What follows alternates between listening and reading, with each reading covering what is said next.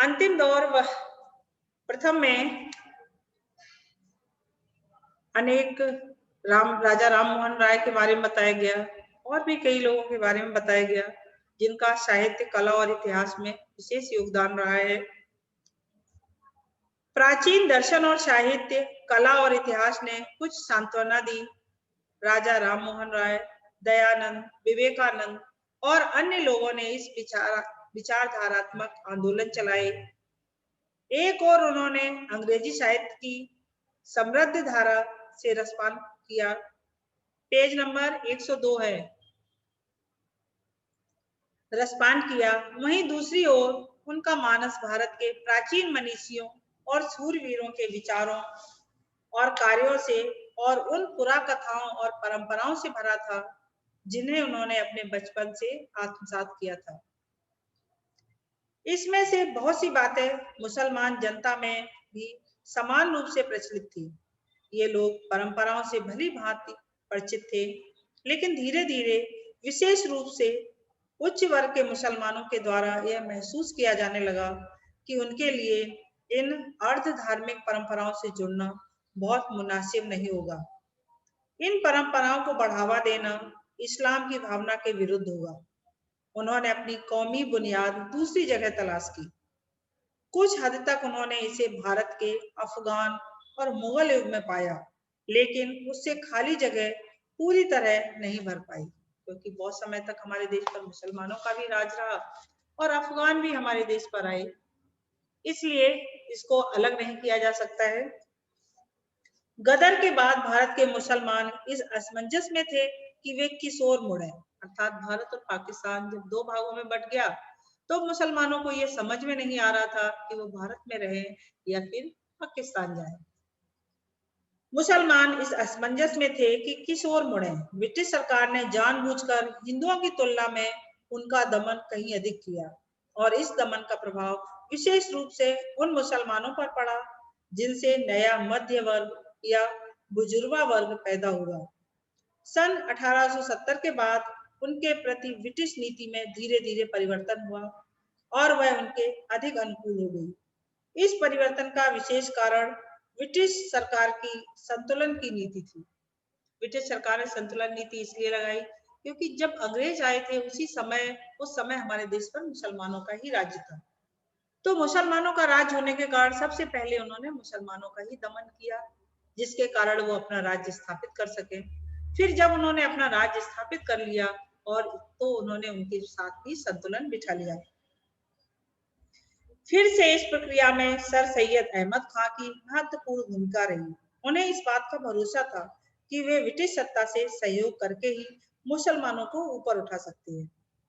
वे इस बात के लिए बहुत उत्सुक थे कि ये लोग अंग्रेजी शिक्षा को स्वीकार कर लें। उन्होंने यूरोपीय सभ्यता को जिस रूप में देखा था उसका उन पर गहरा प्रभाव था। वास्तव में यूरोप से लिखे उनके कुछ पत्रों से जाहिर होता है कि वे इतने चकाचौंध थे कि उनका संतुलन डगमगा सा गया था। सर सैयद उत्साही सुधारक थे और वे आधुनिक वैज्ञानिक विचारों के साथ इस्लाम का मेल बैठाना चाहते थे, अर्थात प्राचीन विचारों को छोड़कर भी इस्लाम नए विचारों को धारण कर ले। वे नए ढंग की शिक्षा को बढ़ावा देना चाहते थे। राष्ट्रीय आंदोलन के आरंभ से वे भयभीत हुए क्योंकि उनका विचार था कि ब्रिटिश अधिकारियों का किसी भी तरह का विरोध करने के कारण उन्हें अपने शैक्षिक कार्यक्रम में उनकी सहायता नहीं मिलेगी। जो वो कार्यक्रम चला रहे थे, उन्होंने सोचा कि यदि वो अंग्रेजों का विरोध करेंगे तो फिर वो उनकी सहायता नहीं करेंगे।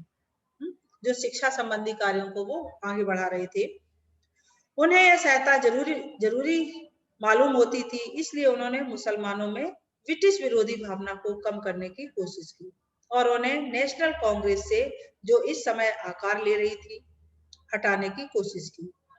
उन्होंने जिस अलीगढ़ कॉलेज की स्थापना की, उसका एक घोषित उद्देश्य था भारत के मुसलमानों को ब्रिटिश ताज के योग्य और उपयोगी प्रजा बनाना। वे नेशनल कांग्रेस का विरोध इसलिए नहीं करते थे कि वे उसे विशेष रूप से हिंदू संगठन समझते थे। उन्होंने उसका विरोध इसलिए किया क्योंकि अंग्रेजों की सहायता और सहयोग चाहते थे। उन्होंने यह दिखाने की कोशिश की कि कुल मिलाकर मुसलमानों ने गदर में हिस्सा नहीं लिया और वे ब्रिटिश सत्ता के प्रति वफादार रहे।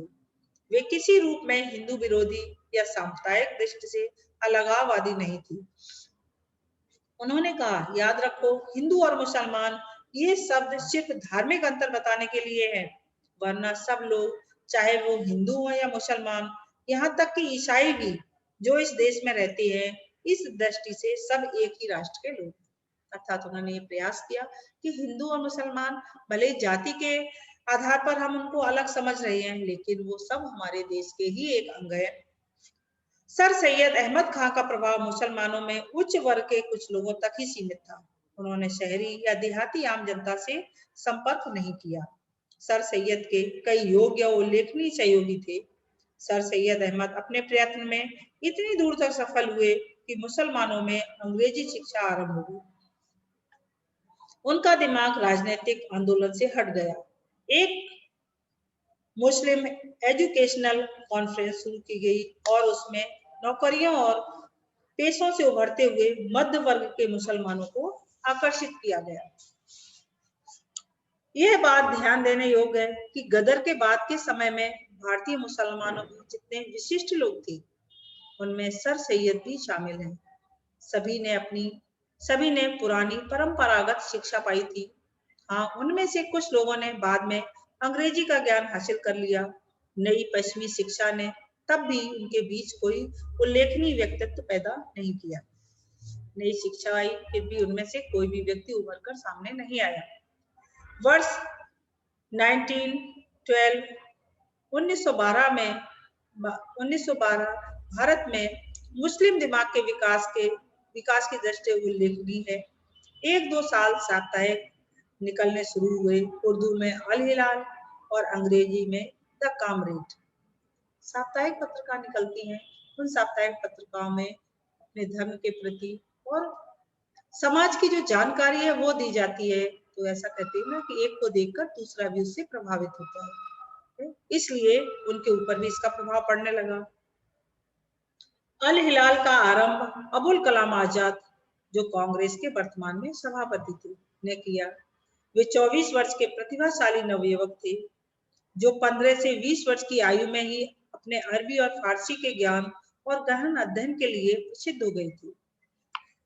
इसके बाद उन्होंने बाहर की इस्लामी दुनिया के बारे में जानकारी हासिल की और उन सुधारवादी आंदोलनों के बारे में भी जो यहाँ चल रहे थे। उन्होंने धर्म ग्रंथों की व्याख्या बुद्धिवादी दृष्टिकोण से की।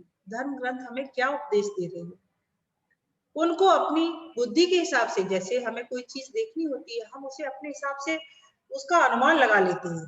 तो सर सैयद अहमद खान ने उन्हें बुद्धिवादी अर्थात समाज में के लिए वो कितने उपयोगी है, या वो हमारे उपदेश हमें क्या कहना चाहते हैं धर्म ग्रंथ, उसकी ओर उन्होंने हमारा ध्यान आकर्षित किया। वे इस्लामी देशों में किसी भी अन्य भारतीय मुसलमान की अपेक्षा अधिक प्रसिद्ध हुए। यहाँ तक कि इस्लामी देशों में भी वो प्रसिद्ध होने लगे। उनका दृष्टिकोण बहुत उदार और तर्कसंगत था। इस कारण वे पुराने नेताओं के सामंती, संकीर्ण धार्मिकताओं और अलगाववादी दृष्टिकोण से दूर थे। अपने इसी दृष्टिकोण के कारण वे अनिवार्य रूप से भारतीय राष्ट्रवादी थी। आजाद की शैली में उत्तेजना और तेजस्वता थी, जो गो की का मतलब जो की है, जो कि कभी कभी वह फारसी पृष्ठभूमि के कारण कुछ कठिन प्रतीत होती थी। नए विचारों के लिए उन्होंने नई शब्दावली का प्रयोग किया और उर्दू भाषा जैसी आज है उसे यह रूप देने में उनका निश्चित योगदान था। उनमें मध्ययुगीन पंडिताऊपन, 18वीं शताब्दी की तार्किकता और आधुनिक दृष्टिकोण का विचित्र मेल, अर्थात तीनों सदियों का उनमें मेल था। तीनों सदियों में लोगों को किस तरह से समझाना है, ये प्रवृत्ति उनके अंदर बहुत अच्छी तरह से थी। अलीगढ़ कॉलेज में सर सैयद खान से उनका संबंध रहा था, लेकिन अलीगढ़ कॉलेज की परंपरा अलग थी और राजनीतिक और सामाजिक दोनों दृष्टियों से वे रूढ़वादी थी। अपने विद्यार्थियों के सामने वे जो मुख्य लक्ष्य रखते थे वह था निचले दर्जे की सरकारी नौकरी में प्रवेश करना। अर्थात अलीगढ़ विश्वविद्यालय की तो स्थापना हो गई, सर सैयद खां से उसका संबंध भी था, लेकिन जो विद्यार्थी पढ़ करके निकलते थे, अंग्रेज उन्हें बहुत उच्च वर्ग की नौकरी नहीं देते थे, बल्कि निम्न वर्ग की नौकरी देते थे। इसके लिए सरकार समर्थक रवैया अनिवार्य था, अर्थात सरकार और समर्थकों के बीच में समझौता होना चाहिए, क्योंकि उन्हें भी अच्छी नौकरी मिलनी चाहिए और राष्ट्रवाद और विद्रोह के लिए कोई गुंजाइश नहीं थी। अलीगढ़ कॉलेज का समुदाय अब नए मुसलमान बुद्धिजीवियों का नेतृत्व कर रहा था और कभी-कभी प्रकट रूप से तथा अधिकतर पर्दे के पीछे से लगभग हर मुसलमान आंदोलन को प्रभावित करता था। मुस्लिम लीग की स्थापना मुख्य रूप से इन्हीं लोगों के प्रयास से हुई। अबुल कलाम आजाद ने इस पुरातन पंथी और राष्ट्र विरोधी भावना के गढ़ पर हमला किया। यह काम उन्होंने ऐसे विचारों के प्रसार से किया, उन्होंने अलीगढ़ परंपरा की जड़ ही खोद दी। इस युवा लेखक और पत्रकार ने मुस्लिम बुद्धिजीवी समुदाय में सनसनी पैदा की। यद्यपि बुजुर्गों ने उन पर भौएं चढ़ाई, अर्थात जो उन्होंने समानता का उपदेश देना चाहा, तो बुजुर्ग जो कट्टरपंथी थी वो उस बात को मानने के लिए तैयार नहीं थी, लेकिन युवा वर्ग इस बात को मान रहे थे।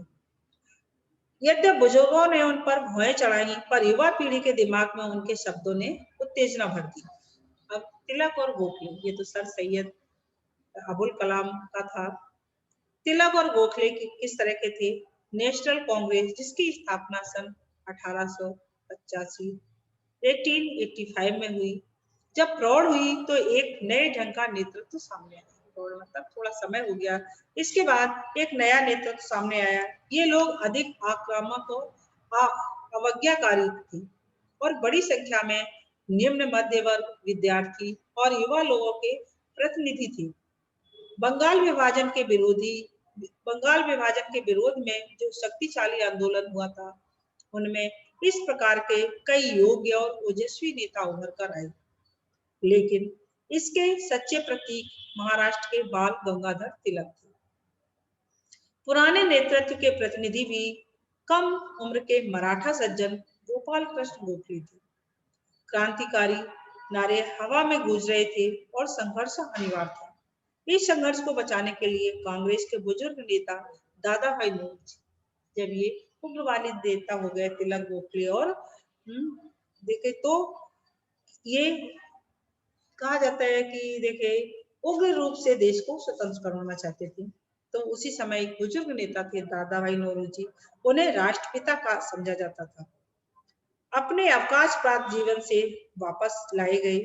बचाव थोड़े ही दिन के लिए हुआ, लेकिन 1907 में संघर्ष फिर हुआ। उनमें पुराने उदार दल की जीत हुई, पर इसमें संदेह नहीं कि राजनीतिक दृष्टि से सजग भारत की बहुसंख्यक जनता तिलक और उनके समुदाय के पक्ष में थी। एक नरम दल बना और एक गर्म दल। नरम दल था जिसमें महात्मा गांधी आए और गरम दल था जिसमें तिलक गोखले, सुभाष चंद्र बोस और अनेक नेता थे। भारत की बहुसंख्यक जनता तिलक और उनके समुदाय के पक्ष में थी। कांग्रेस का महत्व काफी कुछ घट गया और बंगाल में हिंसक गतिविधियां सामने आ रही थी, अर्थात बंगाल के लोग बहुत अधिक उग्र होने लगे। इस तरह से तिलक गोखले और देखे भगत सिंह और देखे आजाद, चंद्रशेखर आजाद, इन्होंने एक गरम दल बनाया। महात्मा गांधी और उनके सहयोगी का एक नरम दल था। जब वो अंग्रेजों से वार्ता होती थी तो नरम दल के रूप में महात्मा गांधी ही वार्ता करने जाते थे, लेकिन सहयोग गरम दल का भी रहता था साथ में, क्योंकि कहते हैं कि यदि हमारे अंदर शक्ति होती है तो ही हमारी बात का महत्व होता है, और यदि हम शक्तिहीन होते हैं तो हमारी बात को कोई भी नहीं मानता है। इसीलिए उन्हें ये पता था अंग्रेजों को कि बात भले ही महात्मा गांधी हमसे कर रहे हो, लेकिन इनके पीछे भी बहुत बड़ी आक्रामक शक्ति लगी हुई है। यदि हम इनकी बात का विरोध करेंगे तो हो सकता है वो शक्ति उभर करके हमारे सामने आ जाए और सामने आकर के विरोध करने लग जाए। इसलिए वो अंग्रेज भी महात्मा गांधी की बात को मान लिया करते थे। इसीलिए कहा जाता है कि यदि हमारे अंदर देखे, यदि का एक उदाहरण दिया गया है कि यदि विषहीन सांप हो तो हम उसके महत्व को समझेंगे? नहीं समझेंगे, क्योंकि वो विषहीन है। हम तो उसको एक लकड़ी के समान समझेंगे और अपने पैरों से कुचल देंगे, लेकिन हम उसको महत्व कब देते हैं? जब उसके अंदर जहर होता है। क्योंकि हमें पता है कि एक लकड़ी नहीं है, बल्कि ये हमें मृत्यु तक पहुंचा सकता है या मृत्यु कर भी सकता है, इसलिए हम उससे डरते रहते हैं। इसलिए शक्तिहीन व्यक्ति की उदारता कोई भी काम महसूस नहीं। शक्तिहीन यदि व्यक्ति उदारता दिखाता है तो उसकी उदारता का कोई महत्व नहीं होता है, लेकिन शक्तिवान व्यक्ति यदि उदारता दिखाता है तो उसकी उदारता महत्वपूर्ण होती है।